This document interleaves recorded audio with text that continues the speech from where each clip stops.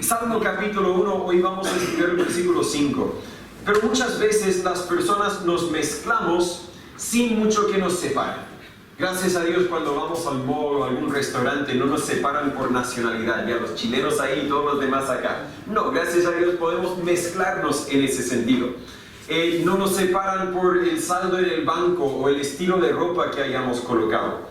Hemos tratado como sociedad en general, hemos tratado de crear una sociedad que no discrimina, que no hace separación entre un grupo de personas y otro grupo. Sin embargo, creo que siempre hay discriminación, pero ese no es el enfoque de lo que quiero presentar.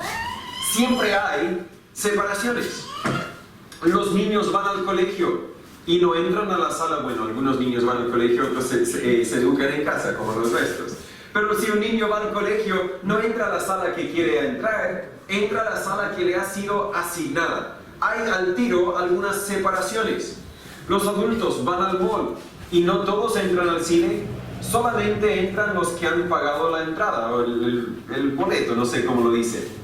Y si quieres cruzar la cordillera a puro gusto, te vas a dar cuenta que hay una separación. Puede ser una línea invisible si vas por un camino no habilitado, pero hay una separación y va a llegar un momento cuando dice, no, hasta ahí solamente, a no ser de que tengas cierto documento para poder cruzar la frontera con Argentina. Siempre hay separaciones, aunque queramos vivir como que si no los haya. Nuestro texto nos explica dos separaciones importantes que Dios hace. Como hemos explicado en muchas ocasiones, Dios ve a cada persona en una de dos categorías. Estas categorías pueden ser presentadas de muchas formas. La Biblia a veces lo presenta como enemigos de Dios o aceptos por Dios. Quizás condenados o justificados, perdidos o salvos, muertos o vivos, incrédulos o los que creen al Hijo, destinados al infierno o destinados al cielo, malos o buenos, injustos o justos, etc. La Biblia claramente hace separación, la Biblia claramente pone a cada ser humano en una de estas dos categorías. Nuestro texto nos explica un poco acerca de estas divisiones que Dios hace. Vamos a leer el capítulo entero para grabarlo bien y vamos a ver otra vez el versículo 5. La Biblia dice, bienaventurado el varón que no anduvo en consejo de malos, ni estuvo en camino de pecadores, ni en silla de escarnecedores se ha sentado. Antes en la ley de Jehová está su delicia, y en su ley medita de día y de noche, y será como árbol plantado junto a corrientes de aguas, que da su fruto en su tiempo, y su hoja no cae, y todo lo que hace prosperará. No así los malos, que son como el tamo que arrebata el viento. Por tanto, no se levantarán los malos en el juicio, ni los pecadores en la congregación de los justos. Porque Jehová conoce el camino de los justos, mas la senda de los malos perecerá. Oremos. Señor y Padre, una vez más venimos ante tu presencia agradecidos por el privilegio que tenemos de poder estar reunidos, congregados, en un lugar donde tenemos protección del viento y la lluvia, un lugar donde podemos adorarte a ti con algunos hermanos y hermanas nuestras. Pero Señor, el privilegio mayor quizás es tener tu palabra en nuestras manos, tener tu espíritu en nuestra presencia, viviendo dentro de nosotros los que somos tus hijos, y que por medio de tu palabra y tu espíritu pedimos, Señor, que podamos conocer tu voluntad. Enséñanos, ayúdanos a vivir según tu voluntad. Si hay alguno que no ha confiado en ti, que todavía vive en esa categoría de injusto, condenado, destinado al infierno, que hoy también puedan ser salvos, Señor. Obre en nuestras vidas y obre en cada vida. En el nombre de Jesús pedimos esto. Amén. Sé que vimos este versículo la semana pasada, pero creo que hoy vamos a darle otra perspectiva específicamente en la última frase. La última frase del versículo 5, donde dice, no se levantarán los malos en el juicio, pero quiero enfocarme en ni los pecadores en la congregación de los justos. Cuando entran al templo, entiendo que hay iglesias que hacen esto, pero nosotros no, gracias a Dios. No decimos, ok, las hermanas pueden sentarse acá y los varones acá. Quizás algún día lo haremos para un evento especial, pero no suele ser nuestro hábito hacer divisiones dentro de la iglesia o dentro del templo, hablando del edificio de la iglesia.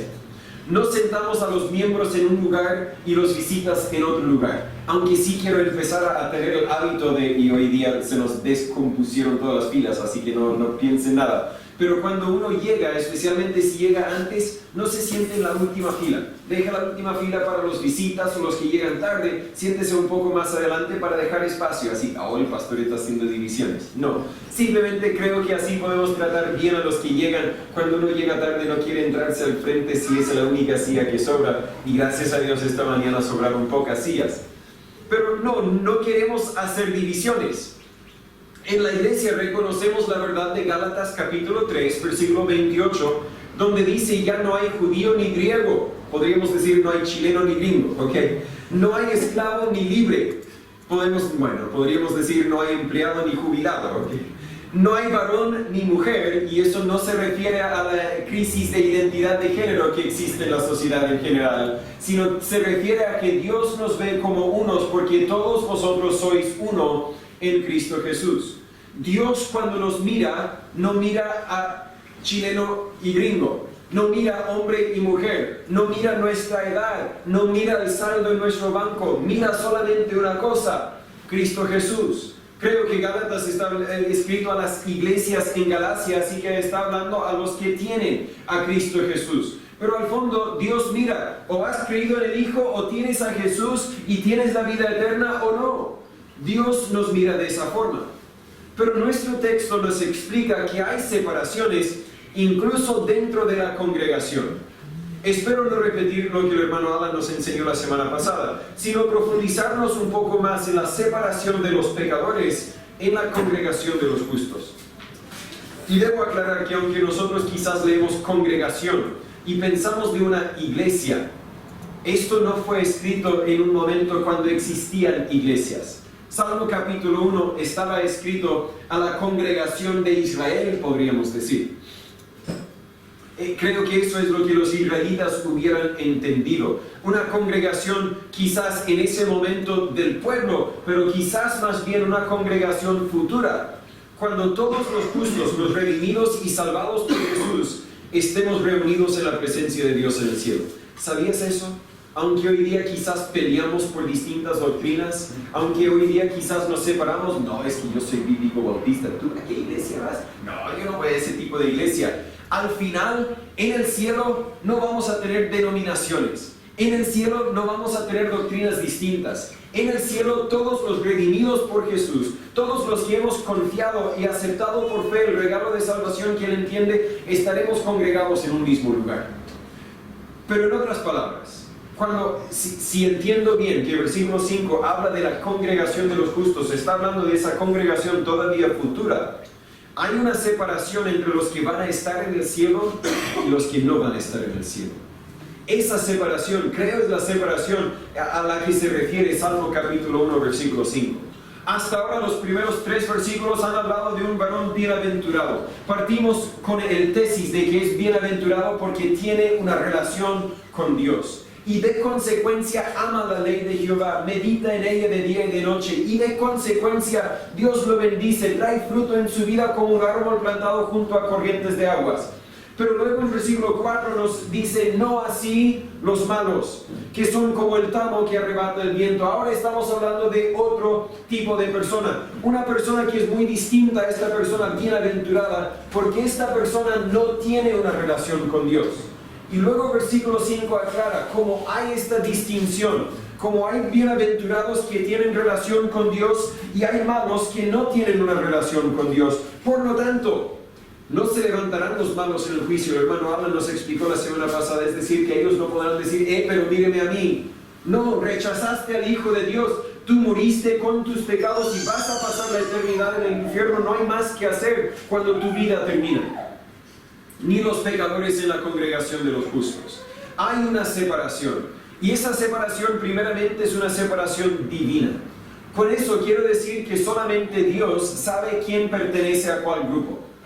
No quiero decir que tú no puedes saber a cuál grupo perteneces. Escucho muchas personas decir, les pregunto, si murieras hoy, ¿dónde irías? Bueno, pues no sé. Espero que Dios me dejaría entrar al cielo. Sí, yo creo que he sido buena persona, así que yo creo que el de arriba me dejaría entrar. Al fondo están diciendo que ellos no saben. Y lamentablemente hablo con muchas personas que asisten a iglesias que tampoco saben. Cuando la Biblia nos dice en el libro de 1 de Juan, capítulo 5, versículo 13, estas cosas os he escrito a vosotros que creéis en el nombre del Hijo de Dios, para que sepáis que tenéis vida eterna y para que creáis en el nombre del Hijo de Dios. Dios claramente dice que podemos saber. ¿Cómo puedes saber? Es que tuve un sueño. No, la Biblia nunca dice Dios nos da sueños para que podamos saber.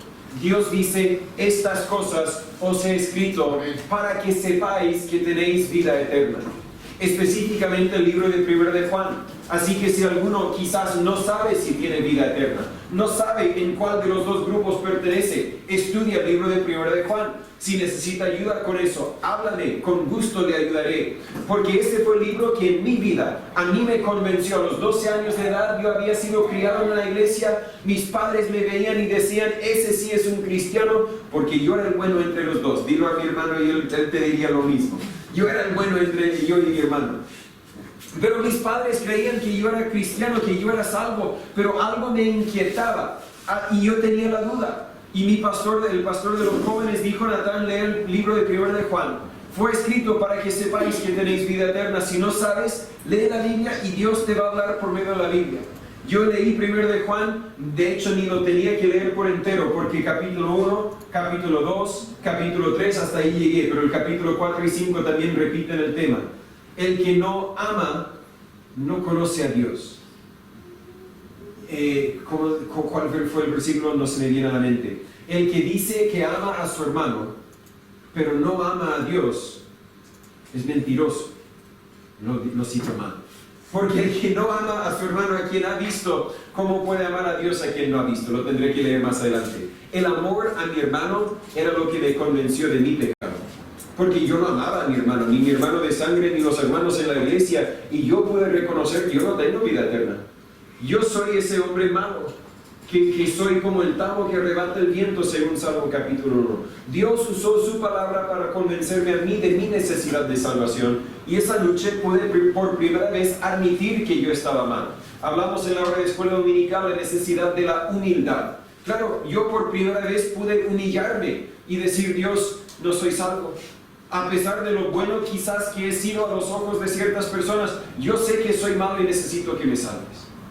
Pero volviendo al tema, cuando digo que esta separación es divina y solo Dios sabe quién pertenece a cuál grupo, no quiero decir que tú no puedes conocer a cuál grupo perteneces, lo puedes saber.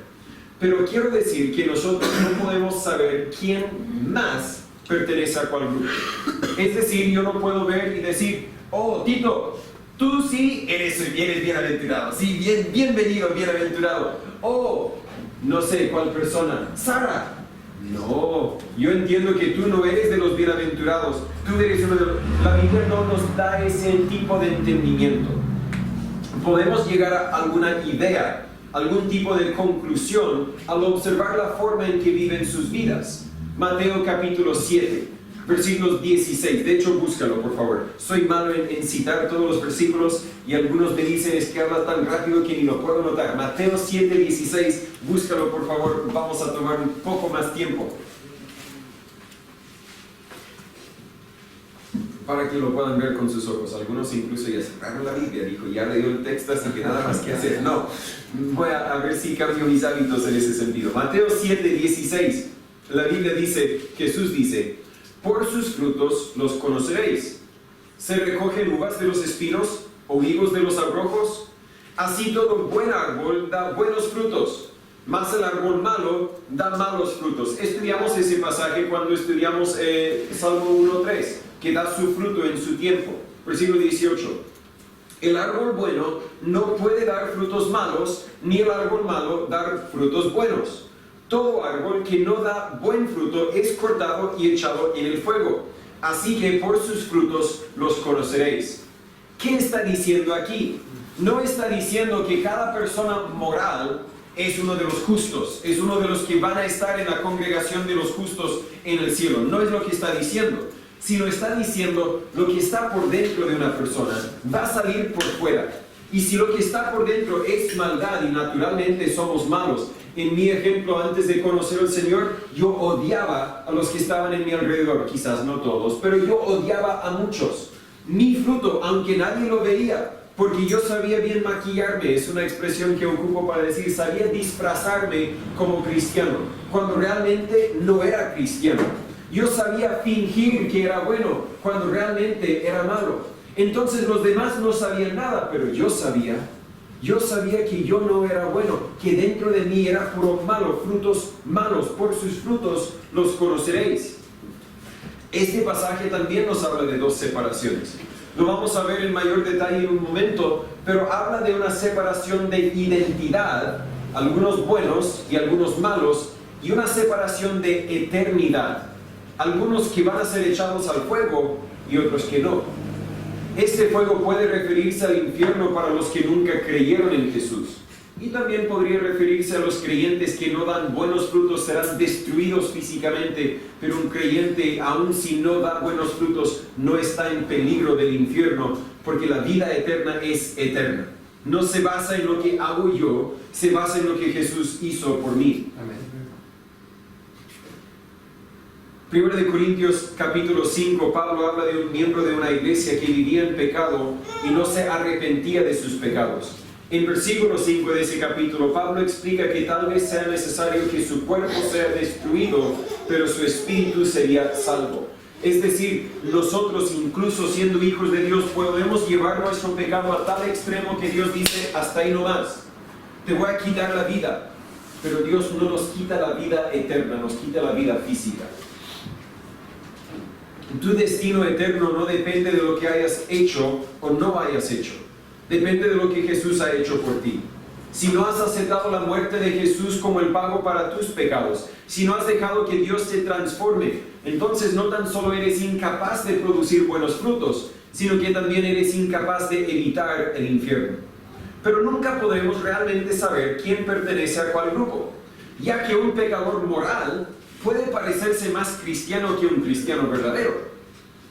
En Mateo capítulo 13, Jesús habla una parábola de cizaña que fue sembrada con el trigo. Vamos a estudiar la parábola en un momento porque nos ayudará a entender otra verdad. Pero por un momento, basta con entender que el trigo y la cizaña parecen como plantas muy parecidas al principio de su existencia. Uno que no sabe, yo no conozco la diferencia, no podría distinguir entre los dos. Lo que les distingue es más bien su identidad al interior, más que su apariencia al exterior. Mencioné esta mañana testimonios que he escuchado acerca de personas quienes han sido lastimados, heridos profundamente en iglesias. Muchas veces, no conozco cada situación, pero la mayoría de los casos bien podría ser que han sido heridos por personas que aunque dijeron ser cristianos, aunque se disfrazaban como cristianos, al interior no vivía Jesucristo, realmente no eran salvos. Al fondo, otra vez, esta separación es divina. Solo Dios sabe quién es justo y quién es injusto. Solo Dios sabe quién es su hijo y quién no.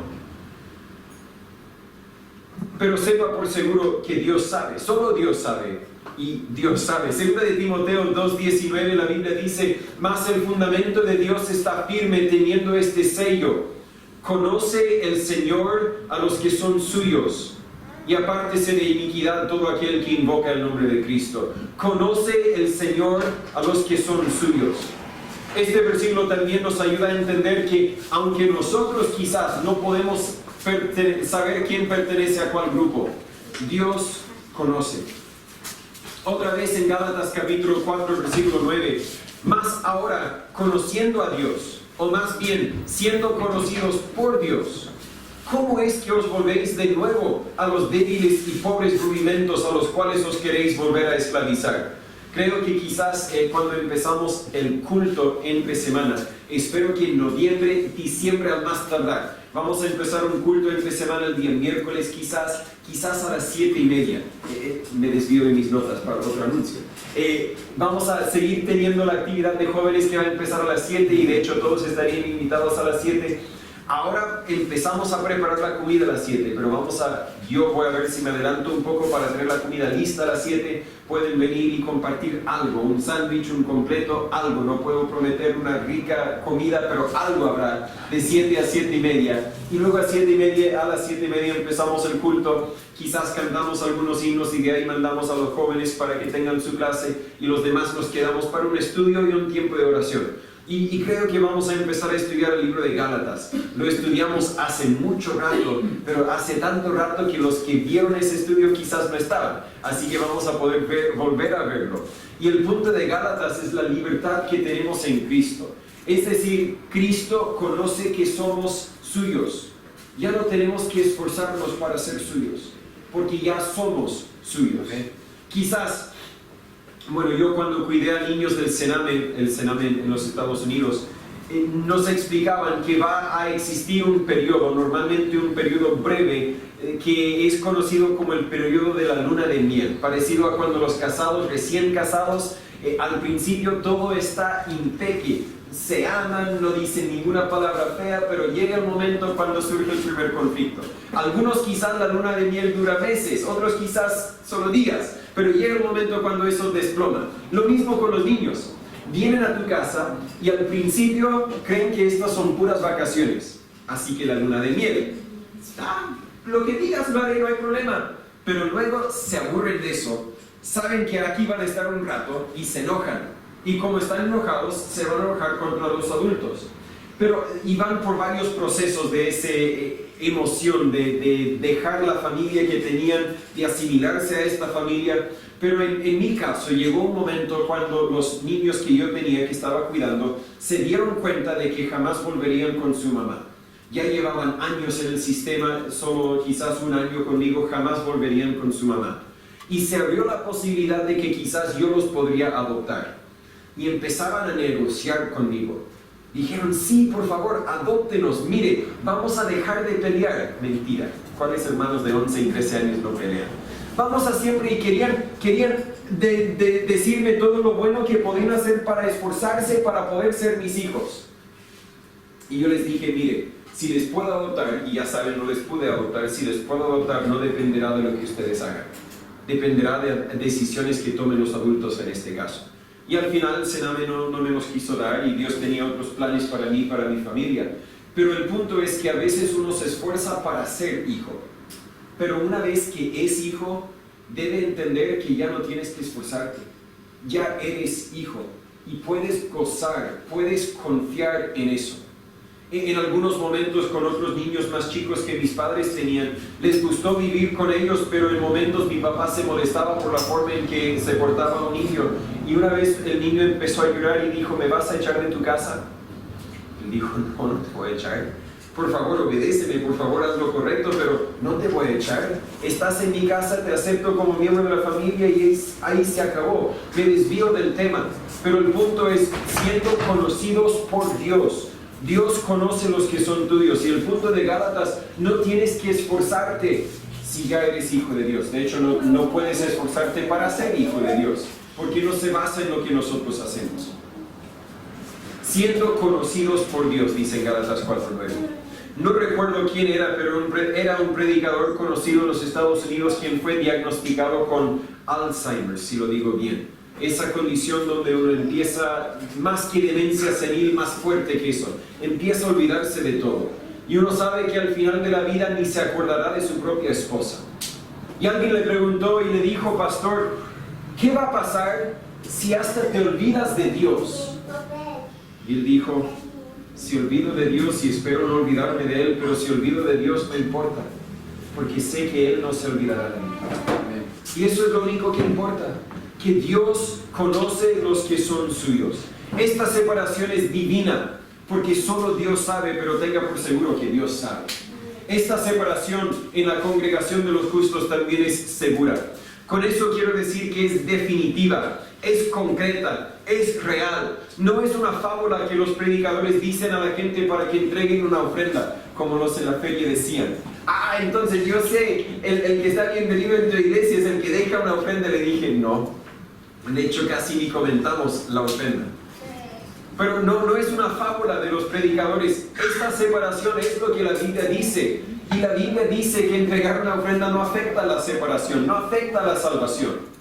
Al final, esta separación es segura, pero no se basa en la preferencia de Dios.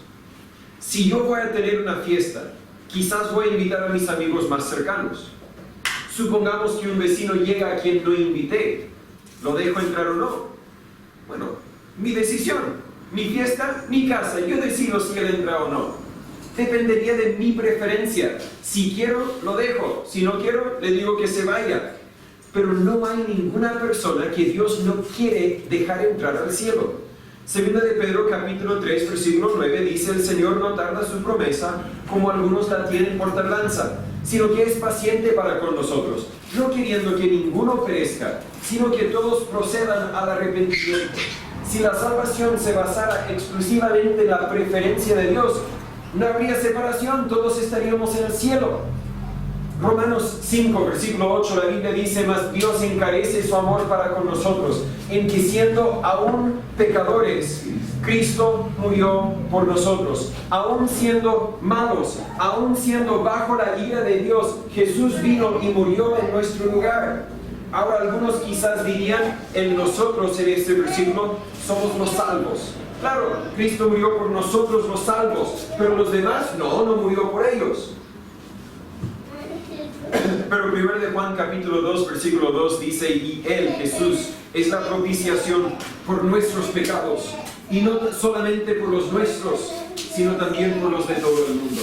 Si fuera exclusivamente a base de la preferencia de Dios, no habría separación. Pero esta separación tampoco se basa en lo que yo hago. La semana que viene vamos a celebrar nuestro culto patriótico. Y luego vamos a tener un asado en honor a los que han trabajado en la construcción del templo. Al fondo, no habrá gran diferencia entre los trabajadores y los demás. Todos vamos a comer. No es decir, bueno, ellos van a comer y nosotros puros salivar en nuestro asiento. No, todos vamos a comer. Todos vamos a comer y creo que todos vamos a comer algo rico. Pero los trabajadores recibirán un pequeño regalo. La diferencia entre los que reciben ese regalo y los que no reciben ese regalo depende de sus obras. El que ayudó recibe el regalo. El que no es tan así, porque sé que muchos ayudaron y quizás no puedo reconocer a todos los que ayudaron. Pero la salvación no es así. No se basa ni en la preferencia de Dios, ni tampoco se basa en lo que nosotros hayamos hecho. Busque Efesios capítulo 2.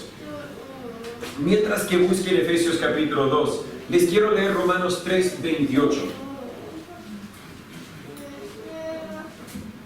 Romanos 3, 28, la Biblia dice: concluimos pues que el hombre es justificado por fe sin las obras de la ley. Uno es salvo porque ha depositado su fe en Jesús, ha creído sin tener que hacer nada. Efesios capítulo 2, algunos ya saben a cuáles versículos voy a leer, el versículo 8 y 9. Porque por gracia, ese es un regalo, pero no un regalo como lo que vamos a entregar a los trabajadores. El regalo que vamos a entregar a los trabajadores es más bien un premio, un agradecimiento. Gracia es un regalo que uno no tiene que hacer nada para recibirlo. Porque por gracia sois salvos, por medio de la fe. Y esto no de vosotros, pues es don de Dios, no por obras, para que nadie se gloríe. Hay una separación, es divina. Dios sabe quién ha sido salvo y quién no ha sido salvo. Pero esta separación no es a base de nuestras obras. Si fuera por nuestras obras, podríamos decir: mire, yo sí. ¿Tú qué hiciste? Lo explico muchas veces. Si la salvación fuera por asistir a 1000 reuniones, 1000 cultos, todos tendríamos nuestro cuaderno. 1, 2, 234, 756. Mire, yo casi llegué. ¿Cuántos tienes tú? Y cuando uno llega, mire, 1000. Ya me olvidé la cuenta después de 1000, pero yo llegué. A ti te falta todavía. Ay, pobrecito, sigue dándole fuerza, fácil llegar en algún momento. Nos jactaríamos, nos gloriaríamos, pero no es por algo que yo hago.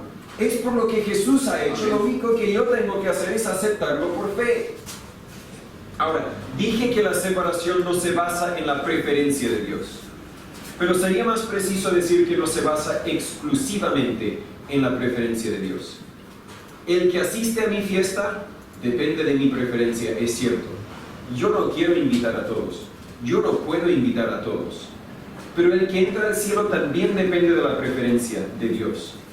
La única diferencia entre el ejemplo de mi fiesta y la entrada al cielo es que Dios prefirió, Dios eligió invitar a todo el mundo al cielo.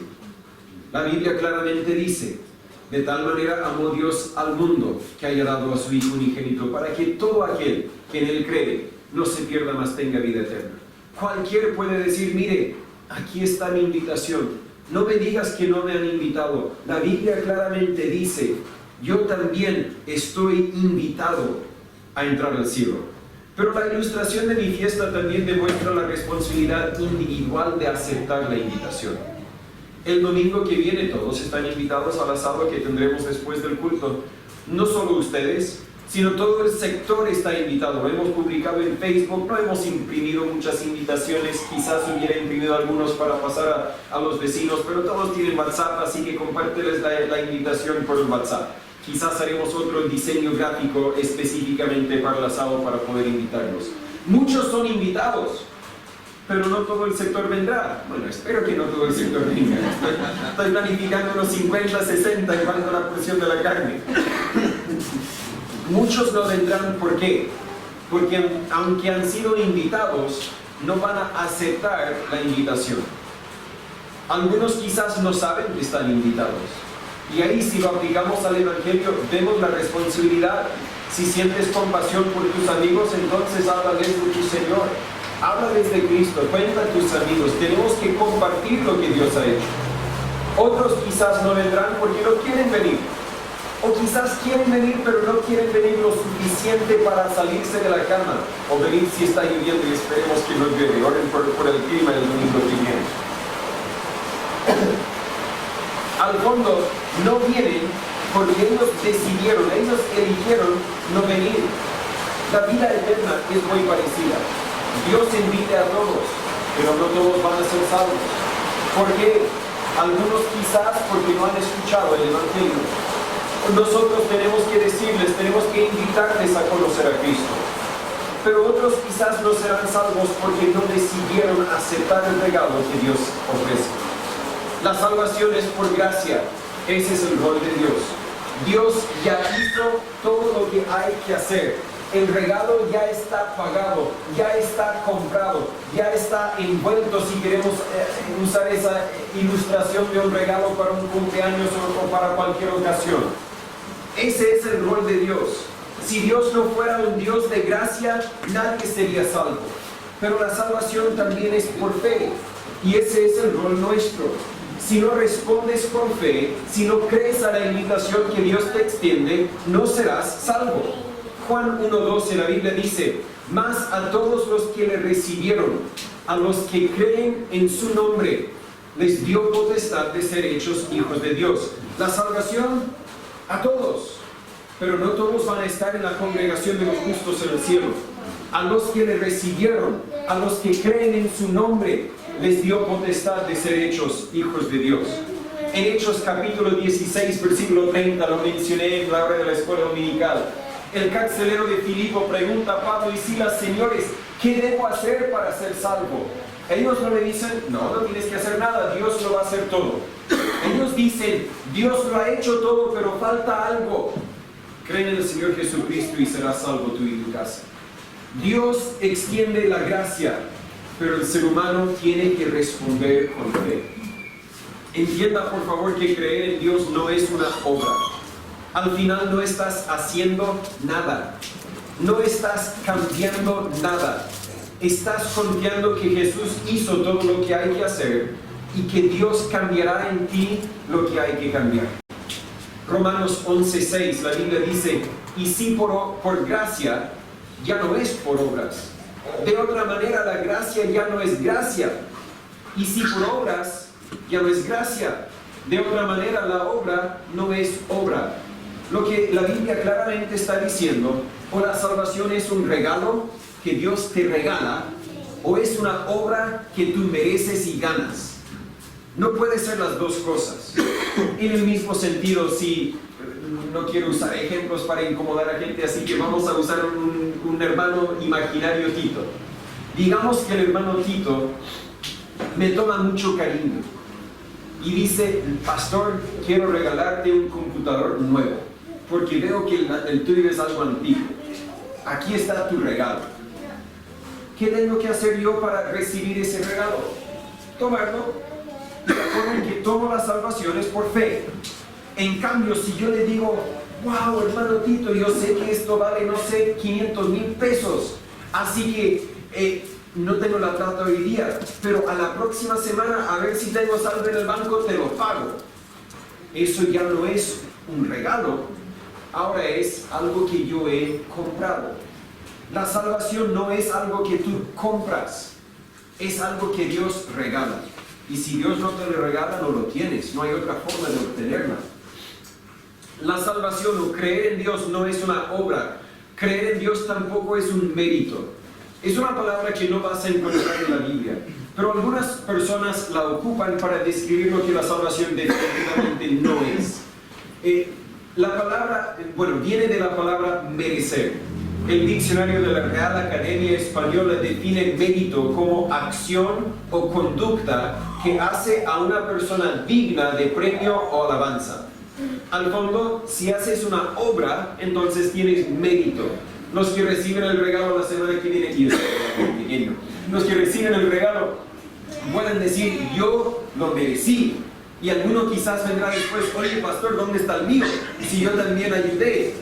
Mi mérito, ¿dónde está mi regalo? Lo que yo merecí. Pero no haces nada para ser salvo.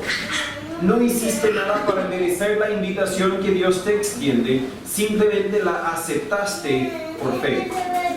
Creer en Dios tampoco es algo que Dios hace por ti o en ti. Es lo único que Dios no hará por ti. No te obliga a creer. O puedes aceptar el regalo por fe y escoger la vida eterna, o puedes rechazar el regalo que Dios te ofrece y así escoger el infierno. En Juan 11, Jesús resucitó a Lázaro. Después de ver ese milagro, la Biblia graba en Juan 11, 45 y 46. Entonces muchos de los judíos que habían venido a María y habían visto lo que hizo Jesús, creyeron en él. Un grupo, muchos, creyeron. Versículo 46. Pero algunos de ellos fueron a los fariseos y les dijeron lo que Jesús había hecho. No creyeron, sino querían encarcelar al que había sacado a Lázaro de la tumba. Algunos eligieron creer, otros eligieron oponerse a Jesús. Supongo que había otros quienes no hicieron nada. Vieron todo eso y siguieron sus vidas como antes. Querían quedarse neutrales e indecisos. Pero nadie es neutral con Dios. Hasta que lo aceptes, hasta que elijas creer, has elegido rechazar el regalo de la vida eterna. La separación es divina, la separación es segura, pero también es futura. Busque Mateo capítulo 13. Mateo capítulo 13, por favor. No vamos a sacar todo el jugo que podemos sacar de esta parábola, pero déjame explicar algunas verdades. Jesús nos explica muchas de estas verdades en versículos 36 al 43, así que no es un gran misterio. Déjale leer el pasaje primero. Mateo 13, versículo 24 al 30. La Biblia dice: Jesús les relató otra parábola diciendo: el reino de los cielos es semejante al hombre que sembró buena semilla en su campo. Pero mientras dormían los hombres, vino su enemigo y sembró cizaña entre el trigo y se fue. Y cuando la hierba salió y dio fruto, entonces apareció también la cizaña. Y vinieron los siervos del padre de familia y le dijeron: Señor, ¿no sembraste buena semilla en tu campo? ¿De dónde pues tienes cizaña? Y él les dijo: un enemigo ha hecho esto. Y los siervos le dijeron: ¿quieres pues que vayamos y la arranquemos? Mas él dijo: no sea que al arrancar la cizaña, arranquéis también con ella el trigo. Dejad crecer juntamente lo uno y lo otro hasta la siega. Y en el tiempo de la siega yo diré a los segadores: recoged primero la cizaña y atadla en manojos para quemarla, mas recoged el trigo en mi granero. Otra vez Jesús nos explica mucho del significado de esta parábola en versículos 36 al 43. No es un gran misterio. Cuando la Biblia habla del reino de los cielos en el versículo 24, entendemos que la Biblia ocupa esa frase para hablar del reino de Dios en cada corazón que ha creído en Él. Todos los que hoy somos hijos de Dios somos parte del reino de Dios, el reino de los cielos. Cuando dice el reino de los cielos es semejante al hombre que sembró buena semilla en su campo, es porque los que hemos creído en Él somos la buena semilla que Dios ha sembrado en su campo. Jesús nos está explicando que así funciona la separación. Es segura o definitiva, es divina, pero todavía futura. El sembrador es Jesús mismo, según la Biblia nos dice en el versículo 37. El campo donde esta semilla es sembrada es el mundo. Algunos quieren interpretar esta parábola y este pasaje y concluir que el campo es las iglesias. Pero Jesús nos da la explicación aquí mismo. No está diciendo que dentro de las iglesias hay cizaña y hay trigo, sino está diciendo en el mundo hay cizaña y hay trigo. El dueño supongo que sería Dios el Padre. Los siervos que preguntan al dueño si deberían arrancar la cizaña son los ángeles, según dice el versículo 39. El trigo representa a los creyentes verdaderos, los que están en este grupo, los que tienen vida eterna. Y la cizaña entonces representa a los que no han creído en Dios. Ahora, antes de que usted piense que usted es lo que es, trigo o cizaña, y nada puede cambiar lo que Dios te hizo, déjame recordarle que Dios cambia vidas. Claro, todos nacimos como cizaña, pero Dios es un Dios que puede tomar cizaña y hacerle trigo. Segunda de Corintios 5:17, de modo que si alguno está en Cristo, nueva criatura es. Las cosas viejas pasaron y aquí todas son hechas nuevas. Un niño no puede cambiarse a una niña. Una niña no puede cambiarse a un niño. Un perro no puede cambiarse a un gato. Pero un incrédulo puede cambiarse a un creyente. Un hijo de Satanás puede ser un hijo de Dios, porque Dios cambia vidas. Para resumir la interpretación de esta parábola, Dios siempre quería que la tierra que Él creó fuese perfecta. Él sembró buena semilla en su campo, dice el versículo 24. Él no sembró la cizaña. Ningún dueño de un campo desea tener cizaña en él. Pero el enemigo, entiendo que ese sería Satanás. Satanás tentó al hombre y por medio del pecado de Adán y Eva, el pecado entró al mundo. Cuando Adán y Eva pecaron, se hicieron cizaña.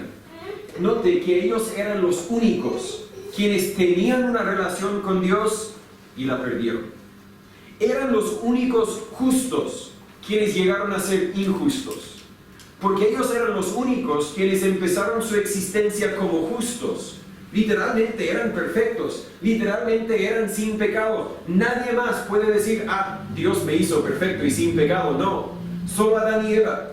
Así que ellos tenían una relación con Dios, pero pecaron. Y desde ese momento en adelante, cada ser humano que ha entrado al mundo, entró y comenzó como injusto. Si llegan a ser justos, será solamente porque han confiado en la muerte de Jesús en la cruz para justificarlos, y ese es un hecho que no cambia. Por eso, si un injusto cree en Jesús, es justo. ¿Por qué? Por lo que Jesús hizo. Amén. Ahora, si Jesús podría deshacer lo que hizo, entonces podría estar en peligro de volver a ser injusto. Pero Jesús ya murió en la cruz. La salvación ya está comprada. Una vez que está aplicada a mi vida o tu vida cuando creemos en Jesús, nada nos puede devolver a la categoría de injustos. Pero pastor, estando acá siendo hijo de Dios, sigo pecando. Sí, pero tu salvación no depende en tu falta de pecar. Depende de lo que Jesús hizo por ti. Cuando Jesús murió en la cruz, pagó por todos tus pecados. Los pasados, los que quizás cometiste hoy día, y los futuros, los que vas a cometer mañana y pasado. Porque cuando Él murió en la cruz, todos tus pecados eran futuros. Él murió hace 2000 años. En ese momento yo no había cometido ningún pecado, pero Dios dijo, aquí está el cheque en blanco, voy a pagar por todos los pecados de todo aquel que cree en mí. Entendiendo que Adán y Eva tenían una relación, la perdieron. Pero hoy día todo empieza sin relación, y cuando llegamos a tener una relación con Dios ya no se pierde. Vuelvo a mis notas y no sé dónde estoy. El que es hecho un hijo de Dios por medio de la muerte de Jesús es siempre un hijo de Dios. Pero desde el momento del pecado de Adán y Eva en adelante, ha existido tanto trigo como cizaña en el mundo. Tal vez podemos decir que en momentos breves de la historia del mundo solo había trigo, solo había quienes eran creyentes que tenían una relación con Dios. Después de pecar, este sería el primer ejemplo, entiendo que Dios hizo un sacrificio, cubrió los pecados de Adán y Eva. Primero cubrió su desnudez, la Biblia dice, con el cuerpo, con pieles de animales. Pero con eso entiendo que Dios tenía que hacer un sacrificio, tenía que matar a un animal inocente. Y aunque la Biblia no lo destaca, es simplemente mi convicción, mi creencia. Creo que ese fue el primer sacrificio para cubrir los pecados de Adán y Eva, y ellos volvieron a tener una relación con Dios, porque Dios hizo ese sacrificio. En otro momento, cuando solo había trigo en el mundo, no había cizaña, sería cuando Dios envió el gran diluvio y mató a todas las personas, salvo Noé y su familia. Quizás toda la familia de Noé había confiado en el pago de Jesús, que en ese momento era todavía futuro. Pero entienda por favor que tanto los creyentes del Antiguo Testamento como los creyentes de hoy día, el Nuevo Testamento, todos hemos sido salvos de la misma forma, por creer en Dios, por creer en Jesús. Nosotros creemos en un pago que Jesús ya hizo, ellos creyeron en un pago que Jesús haría, pero da lo mismo, somos salvos de la misma forma. Así que quizás en esos dos momentos solo había trigo, pero la gran mayoría de la historia del mundo ha habido trigo y cizaña, mezclado, juntos. Note por favor que el trigo y la cizaña siempre han existido en el mismo campo, el mismo planeta. Hay una separación presente, pero es una separación no muy visible, ya que lo que distingue un hijo de Dios de un incrédulo es su identidad espiritual. Es una separación divina, una separación que nosotros no podemos ver. Hoy día bien puede ser que aquí mismo hay algunos mayores de edad que todavía no han creído en Jesús. Yo no lo sé porque yo no puedo ver el corazón. Vas al trabajo y lo más probable que van a ver quienes son creyentes. Espero si tú eres creyente estás ahí. Hay quienes son creyentes y hay quienes no son creyentes. Pero tú no puedes saber por seguro quién es quién. Hay cizaña y hay trigo en el mismo lugar. No hay separación física en este momento. No es que Dios no puede ejecutar una separación física en este momento. Él podría en un instante matar a todos los que le han rechazado, los que no han creído en Él. Quedaría puro trigo. Él tiene la autoridad, tiene la potestad y tiene la libertad para hacerlo. Es el Dios soberano. Pero no lo hace. De la respuesta en versículo 29 entendemos que a los creyentes nos hace bien coexistir con los incrédulos y que por eso no ha matado a todos los incrédulos. Pero la separación física es segura, es divina, es futura, pero también es segura. Versículo 30 dice que vendrá un tiempo de la siega y Dios dirá a los segadores, los ángeles, recoged primero la cizaña y atadla en manojos para quemarla. Eso claramente se refiere a un momento futuro cuando Dios juzgará la tierra. La Biblia habla de ese momento en Apocalipsis capítulo 14. Búscalo por favor. Bueno, está en Mateo 14, vamos a regresar a Mateo 25 en un momento, pero no, Mateo fácil de encontrar. Apocalipsis capítulo 14 y luego vamos a estar en Mateo 25 y luego termino. Me pasé la hora, pero creo que la hermana Camila no se molesta. Apocalipsis 14. Voy llegando. La Biblia dice en versículo 14, y voy a leer hasta el final. Y miré, y he aquí una nube blanca, y sobre la nube uno sentado semejante al Hijo del Hombre, que tenía en su cabeza una corona de oro, y en su mano una hoz aguda. Hace referencia a un momento de la siega. Y otro ángel salió del templo clamando en alta voz al que estaba sentado sobre la nube: mete tu hoz y ciega, porque la hora de cegar te es venida, porque la mies de la tierra está madura. Y el que estaba sentado sobre la nube metió su hoz en la tierra y la tierra fue cegada, así de fácil. Y salió otro ángel del templo que está en el cielo, teniendo también una hoz aguda. Y otro ángel salió del altar, el cual tenía poder sobre el fuego, y clamó con gran voz al que tenía la hoz aguda, diciendo: mete tu hoz aguda y vendimia los racimos de la tierra, porque sus uvas están maduras. Y el ángel metió su hoz aguda en la tierra y vendimió la viña de la tierra y la echó en el gran lagar de la ira de Dios. Y el lagar fue hollado fuera de la ciudad, y del lagar salió sangre hasta los frenos de los caballos por 1600 estadios. La separación es futura, pero la separación es segura. Viene un momento cuando Dios dice hasta ahí nomás, y va a cosechar este planeta. Y los que son hijos de Dios, al granero. Vamos a ir a donde Dios está. Y los que han rechazado a Dios van a ser quemados en el infierno. Mateo capítulo 25, también lo busqué por favor. Mateo capítulo 5, y ahí casi terminamos.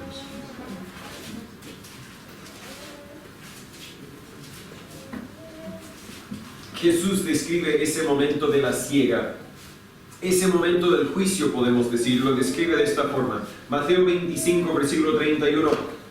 Cuando el Hijo del Hombre, ese es Jesús, venga en su gloria y todos los santos ángeles con él, entonces se sentará sobre el trono de su gloria, y serán reunidas delante de él todas las naciones, y apartará los unos de los otros, una separación, como aparta el pastor las ovejas de los cabritos, y pondrá las ovejas a su derecha y los cabritos a la izquierda. Entonces el rey dirá a los de su derecha: venid, benditos de mi Padre, heredad el reino preparado para vosotros desde la fundación del mundo. Venid, tienen una relación conmigo, los voy a guardar en mi granero, van a estar conmigo. Versículo 41. Entonces dirá también a los de la izquierda: apartaos de mí, malditos, al fuego eterno preparado para el diablo y sus ángeles. Y versículo 46. Irán estos al castigo eterno y los justos a la vida eterna. Hay una separación, es divina, porque Dios sabe quién pertenece a cuál grupo. Hay una separación que es futura, porque aún no ha llegado, pero es una separación segura. No se levantarán los malos en la congregación de los justos. No se levantarán los que han rechazado a Dios, no se levantarán en el cielo. No estarán ahí. Podemos amar a nuestros seres queridos con todo nuestro corazón, pero si no han creído en Dios, vamos a llegar y ellos no van a estar. Viene un momento de juicio. Es futuro, es divino, pero es seguro. Y en ese juicio los malos no podrán levantarse la mano o la cabeza y decir: pero míreme a mí. No, estarán sin excusa, la Biblia dice en Romanos 1:20. Por ahora estamos juntos. Es lindo poder estar juntos, ¿cierto? Podemos tener a nuestros familiares al lado, podemos disfrutar de esta vida que Dios nos ha prestado, pero aunque estemos juntos, a la vez estamos separados. Por ahora la separación solamente lo ve Dios, pero viene el momento cuando todos los justos y todos los justos serán reunidos en la presencia de Dios. Todos los demás en el infierno. Un lugar es para los justos y el otro lugar para los pecadores.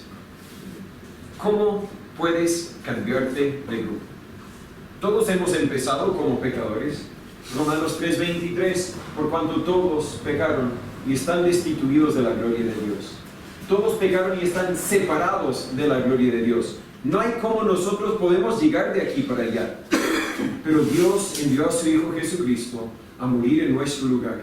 Y ahora algunos hemos sido justificados. Hemos sido declarados justos. La Biblia dice en 1 Corintios 6:11, y esto erais algunos de vosotros. Hablando a creyentes, miren, eran incrédulos, eran borrachos, eran adúlteros, eran, y hace una lista de cosas horrendas. Esto erais algunos de vosotros. Mas ya sois lavados, ya sois santificados, ya sois justificados en el nombre del Señor Jesús y por el Espíritu de nuestro Dios. La separación en la congregación. En el cielo no habrá ninguna persona que ha rechazado a Jesús. Solamente habrán los que han confiado, los que Dios ha justificado, ha declarado justo, porque nosotros hemos aceptado su regalo por medio de la fe. Si usted no tiene por seguro dónde iría si muriera, por favor háblame. Tengo muchos propósitos en la vida, tengo muchas necesidades en la vida, pero no hay ningún propósito, ninguna urgencia más urgente que asegurarse de que cada uno sepa que puede tener una relación con Dios, que puede ir al cielo cuando muere. Y podemos saber. Señor Padre, gracias por tu palabra, gracias por este momento que pudimos leer, conversar, estudiarla quizás, Señor, pero sigue obrando en nuestras vidas. Yo no sé si quizás hay alguno aquí que no es su hijo suyo. Quizás hay alguno aquí que no ha confiado en Jesús, que no es justo, aún no ha sido declarado justo. Señor, sigue obrando en su vida. Y los que somos tus hijos, Señor, los que quizás estamos al otro lado, los que quizás somos el trigo, ayúdanos a reconocer la importancia de compartir el Evangelio, porque hay muchos quizás que todavía no han oído, que todavía no han entendido, y sin duda que todavía no han creído en ti. Úsalos, Señor, según tu voluntad. Haz lo que solo tú puedas hacer. En nombre de Jesús pedimos estas cosas. Muchas gracias una vez más por haber tomado su tiempo para estar con nosotros. Antes de que se vaya, quiero contarle el mensaje más importante de todos los mensajes. Y es la pregunta, ¿cómo puede uno saber si va a ir al cielo o no? Y la respuesta es muy sencilla. Nadie va al cielo por sí solo. Nadie va al cielo por ser suficiente bueno. La Biblia nos dice en Romanos capítulo 3, versículo 10, que no hay justo, ni aun uno. No hay nadie quien puede autoidentificarse y decir, míreme a mí, yo soy bueno, yo merezco el cielo. Yo no merezco el cielo, y tú tampoco. En mis propias fuerzas, tal como tú en las tuyas, nunca llegaríamos al cielo. Pero por eso es que Dios mandó a Jesús a morir en la cruz como nuestro sustituto, a tomar la paga de nuestros pecados. La Biblia dice en Juan 3:16, porque de tal manera amó Dios al mundo. Eso te incluye a ti tal como me incluye a mí. De tal manera amó Dios al mundo, que ha dado a su Hijo unigénito, para que todo aquel que en Él cree no se pierda, mas tenga vida eterna. Esa es una promesa de un Dios quien no falla, un Dios quien siempre ha cumplido todas sus promesas, siempre ha cumplido con todas sus profecías, siempre ha sido fiel y siempre lo será. Si usted cree en Jesús, usted recibe el regalo de la salvación, usted tendrá esa vida eterna. Pero creer en Jesús es más que creer que Jesús existe, es más que creer que Jesús es Dios, es más que creer que Él vino a la tierra y murió por tus pecados. Es aceptar que Él es el único quien puede salvarte. Es aceptar también que tú necesitas un Salvador, que tú eres un pecador, que tú mereces el infierno. Pero gracias a Él puedes tener vida eterna. Si nunca has confiado en Él, si nunca le has pedido que Él te perdonara por tus pecados, que hoy sea el día. Si aún te queda alguna duda, por favor, escríbeme, llámame, mándame un mensaje. Quiero ayudarle a conocer la verdad que realmente transformará tu vida verdaderamente. Y es el Evangelio, las buenas nuevas, que Cristo salva. Gracias por su tiempo. Que pase buen día.